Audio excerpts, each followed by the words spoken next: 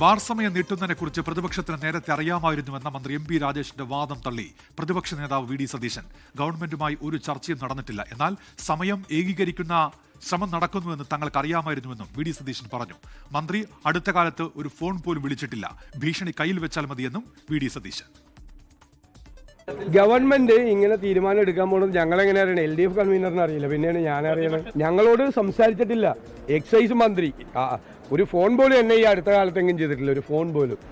അത് അദ്ദേഹം പ്രതികൂട്ടി നിൽക്കുമ്പോൾ അദ്ദേഹത്തിന് രക്ഷപ്പെടാൻ വേണ്ടിയുള്ള പിടിവള്ളി അങ്ങനെ അതൊക്കെ കയ്യിൽ വെച്ചാൽ മതി.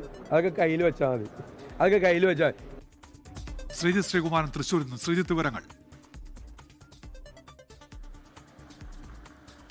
ഉന്മേഷ, ബാർ സമയം നീട്ടിയതുമായി ബന്ധപ്പെട്ട് രാവിലെയും വി.ഡി. സതീശനുമായി പ്രതികരണം നടത്തിയിരുന്നു. അദ്ദേഹം യോജിപ്പാണെന്നോ വിയോജിപ്പാണെന്നോ പറയാൻ തയ്യാറായിട്ടില്ല എന്നതാണ് അതിൽ ഏറ്റവും കൗതുകരമായ കാര്യം.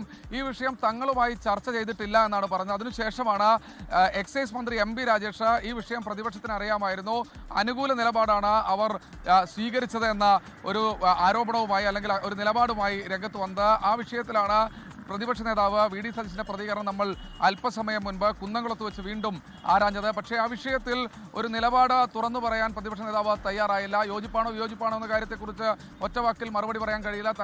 തങ്ങളുമായി യാതൊരു തരത്തിലുള്ള ആലോചനയും നടത്തിയില്ല. പക്ഷേ അക്കാര്യത്തിൽ പ്രതിപക്ഷ നേതാവ് ഒരു കാര്യം പറയുന്നുണ്ട്, ഇങ്ങനെ ബാറുകളുടെ സമയം ഏകീകരിക്കാൻ ആലോചിക്കുന്നതായി അറിയാമായിരുന്നു, ബാർ ഉടമകൾ തന്നെ വന്ന് കണ്ടിരുന്നു, അവരോടും പക്ഷേ നിലപാടൊന്നും പറഞ്ഞിട്ടുണ്ടായിരുന്നില്ല എന്നാണ് പറയുന്നത്. സർക്കാർ മന്ത്രി എം.പി. രാജേഷ് ഒരു ഫോൺ കോൾ പോലും തന്നെ വിളിച്ചിട്ടില്ല എന്ന് പറഞ്ഞ് ആ ആരോപണം പൂർണ്ണമായി തള്ളുകയാണ്. മറ്റു കാര്യങ്ങളെല്ലാം തന്നെ കയ്യിൽ വെച്ചാൽ മതി എന്നാണ് എം.പി. രാജേഷിനോട് പറയുന്നത്. വിരട്ടലൊന്നും വേണ്ട എന്നും പറയുന്നുണ്ട്. ലോകത്തെവിടെയായാലും ഏത് സമയത്തും 24 വാർത്തകളും ഓഗ്മെന്റഡ് റിയാലിറ്റി പാക്കേജുകളും എക്സ്പ്ലെയിനറുകളും വിശദമായി കാണാൻ ഞങ്ങളുടെ യൂട്യൂബ് ചാനൽ നിങ്ങൾക്ക് സബ്സ്ക്രൈബ് ചെയ്യാം.